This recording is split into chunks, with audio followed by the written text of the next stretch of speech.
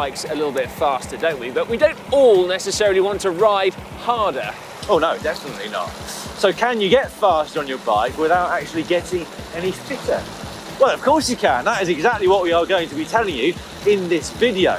But we are not going to be preaching the obvious things like getting more air, or indeed what supplements you might want to consider taking. No, today we're getting a bit smarter. Oh, that's right. We are going to be talking about wind direction, air pressure, momentum, drivetrain friction, chain line, even the time of day at which you'll be at your best. All sorts of ways to raise the speed at which you ride your steed. First though, we're going to have a discussion about tyre pressure. Oh, it's awful. Now, if you're really feeling the pressure, it might not just be your head. It could be that you've been just a little bit too overzealous with your track pump. Now, having rock hard tyres might be fast on the smooth boards of a velodrome, but how many roads do you know that are that smooth? Not many, particularly here in the UK.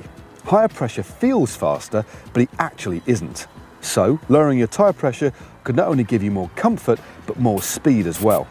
Now, recent studies have shown that rolling resistance has two components, and their effects are independent of each other. Firstly, hysteretic losses, the loss of energy through heat, which is produced by the deformation and recovery of your tyres, and then suspension losses. These suspension losses occur on imperfect road surfaces, Paris-Roubaix being a real prime example. Now, lowering your tyre pressure means that your tyres can deform, roll over and absorb the cobbles rather than just bounce off them. The pros in Paris-Roubaix will run their 30C tyres at around 4 bar, or only 60 psi. These recent studies have shown that suspension losses on ordinary roads are really very significant at tyre pressures that are commonly used, i.e. 100 to 120 psi. So, reducing your pressure, if not to quite that extreme, will effectively do the same thing for your normal roads. So your tyres will absorb the bumps and blemishes on the road rather than bouncing over them. Faster, more comfortable, and free. Now, unfortunately, we can't tell you what your optimal tyre pressure will be. That will depend on your weight, your size, and also the road surface that you happen to be riding on. But also, the benefit of having decreased tyre pressure is added grip when cornering. Which brings us nicely onto our next point. Momentum is very much your friend. The more speed you can keep, the faster you are going to go for exactly the same effort. Now, that might be having more speed through corners because you've got more grip, or it might also come into play as you start a climb. That's right, the faster you go into a climb, the faster you will go up it for the same effort. The shorter the climb, the more impact it will have.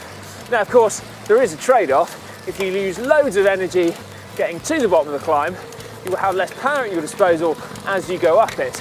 But there is also a sneaky trick here. You're right, Si, there is a trick for this. This was something I observed whilst doing a sportive event last year, because I ended up in a group of about 30 or 40 riders. Obviously, I was kind of hovering towards the back, saving energy. Old habits die hard. My observation was that as you went from a descent onto a steep climb, a lot of the riders towards the back of the group weren't giving themselves any space, and so they were having to brake as the riders at the front slowed on the climb. I was a little bit sneaky, gave myself some room on the side, and what that means is that you don't need to use your brakes, and all that momentum and speed that you have effectively carries you from the back of the group almost to the front. Not on the front, obviously, you don't want to actually take the wind. No, old habits die hard. Now, it might sound a little bit like cheating, but it's not. It's totally fair game. It's just an intelligent use of your momentum. Another observation I had at that very same sportive event was that there were a few riders who weren't aware of which direction the wind was coming from. So you quickly learn as a new cyclist that there is a massive advantage of slipstreaming behind the rider in front of you. However, far fewer people seem to learn that that energy-saving sweet spot changes position when the wind starts coming from the side.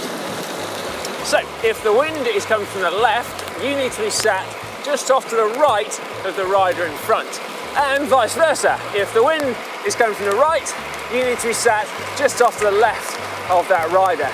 Now, your exact position relative to them does depend on things like the wind angle, your speed, and also the wind speed. Because you might find that in really strong crosswinds, you actually need to be overlapping the rider in front quite significantly. Yeah, there's no numerical formula to this as far as we are aware, but through trial and error, you should be able to find that sweet spot in crosswinds, and it is well worth doing because it'll save you a whole heap of energy that you can use to go faster later on. Do you know why the likes of Tony Martin and Tom Dumoulin have 58-tooth chainrings on their TT bikes? And it's not just because they produce far more power than us mere mortals. No, that's only part of the story. The other thing is that running this humongous dinner plate of a chainring means they can spend more of their time on slightly bigger cogs on the rear cassette. And it also means their chain line is far straighter. And that in turn means less drivetrain friction. Now, it's not a big difference, but it's a power saving nonetheless, so more free speed. So for us mere mortals, it could mean that it's best to run a compact on the front rather than cross-chaining on a 53, meaning we can go faster. Happy days. On a similar subject, a clean drivetrain is a faster one. Now, drivetrain friction losses through dirt or an overstretched chain are particularly significant. And not only that, but the lube you use can make a difference as well. In fact, did you know that a clean, unlubricated chain is far more efficient than an over-lubricated chain? Well, neither did I, but apparently it is. And then there are some lubes that are far faster than others in terms of reduced drivetrain friction. Unfortunately though, a number of companies claim theirs are the fastest and have data to back up their claims. So in some ways, we're none the wiser, which is just a little bit confusing. So it's really worth doing some research if you're looking for those marginal gains. If you're feeling under pressure, that might just be your head. But weather conditions can significantly slow you down as well. Now, wind and rain, they're the obvious ones, but did you know that air pressure can have a big impact as well? Many of you will know that we're able to ride faster at high altitude, even though we're unable to produce as much power. But less obvious is that differing air pressures and temperatures are an influence on your speed.